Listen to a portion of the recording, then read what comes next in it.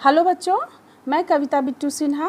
मैं आज आप लोगों को कक्षा 7वीं की हिंदी कविता कठपुतली पढ़ाऊंगी, जिसके कवि है भवानी प्रसाद मिश्र। तो कविता इस तरह से है। कठपुतली गुस्से से उबली, बोली ये धागे क्यों है मेरे पीछे आगे, इन्हें तोड़ दो मुझे मेरे पाँव पर छोड़ दो।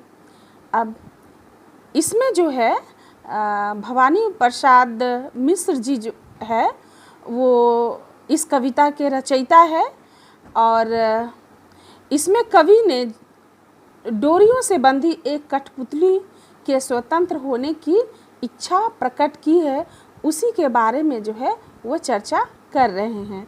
वो कहते हैं कि कठपुतली अपनी इस गुलामी से बहुत गुस्से में है और कहती है, ये धागे मेरे शरीर के आगे पीछे क्यों बंधे हैं, तुम इन्हें तोड़ दो, अर्थात मुझे आज़ाद कर दो, मुझे मेरे पाँव पर स्वतंत्र होकर चलने दो।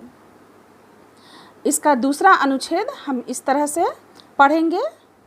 सुनकर बोली और कठपुतलियाँ कि हाँ, बहुत दिन हुए हमें अपने मन के छंद छुए। इसका भावार्थ इस तरह से हम बता सकते हैं कि कवि कहते हैं कि एक कठपुतली के स्वतंत्र होने की इच्छा सुनकर अन्य सभी कठपुतलियाँ बोली।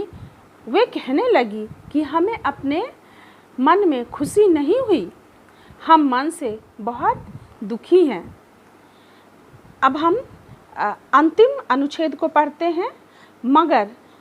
मगर पहली कठपुतली सोचने लगी, ये कैसी इच्छा मेरे मन में जागी।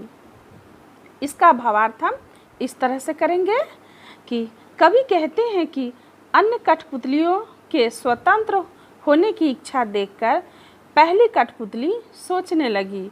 वो थोड़ा असमंजस में पड़ जाती है और कहती है, यह मेरे मन में स्वतंत्र होने की इच्छा कैसी जागी है। अब वह सबकी जिम्मेवारियों के बारे में जो है विचार करने लगती है। वो थोड़ा सोचने लगती है कि क्या उसका निर्णय सही है।